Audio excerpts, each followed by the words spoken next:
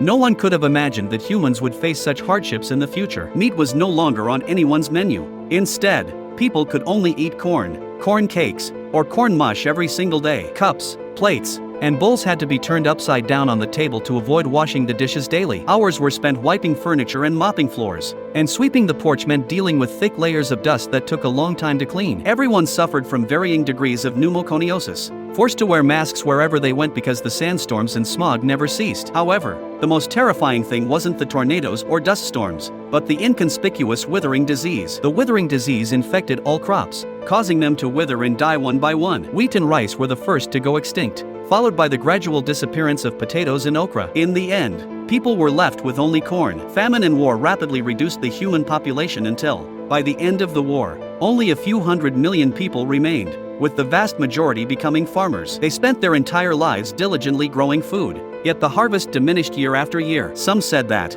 for unknown reasons, Mother Earth was taking back the gifts she had given us. The protagonist, once a pilot and engineer, lost his job when the apocalypse arrived and became a farmer. His vision was sharp. While others grew okra only to see it all die, he planted corn and still managed to yield a harvest. But his sight reached even further. He had long realized that the withering disease would continue to rage, and corn would also face extinction. If humans continued to engage solely in agriculture, they would ultimately face extinction, and the only way out was to find a different path. The protagonist had a son and a daughter. The school had already determined that his son, a farmer, couldn't continue to university. Fortunately, his daughter inherited his exploratory spirit and was always curious about everything. However, her recent interest wasn't very scientific, it was ghosts. Books on her shelf in her room would inexplicably fall, and she believed it was a ghost communicating with her. Her father didn't believe in the existence of ghosts but didn't stop his daughter's curiosity until bizarre events began to unfold before him. One day, all the nearby unmanned harvesters gathered in front of his house as if they had gained consciousness,